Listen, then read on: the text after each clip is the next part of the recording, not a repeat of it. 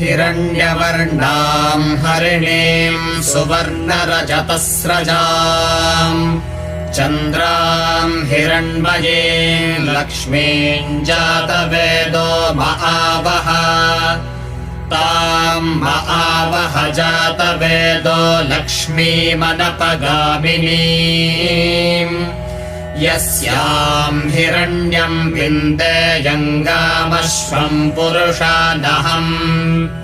अश्वपूर्वाम् रथमध्याम् हस्तिनादप्रबोधिनीम् श्रियम् देवीमुपह्वये श्रीर्मा देवीर्जुषताम् कांसोऽस्मिताम्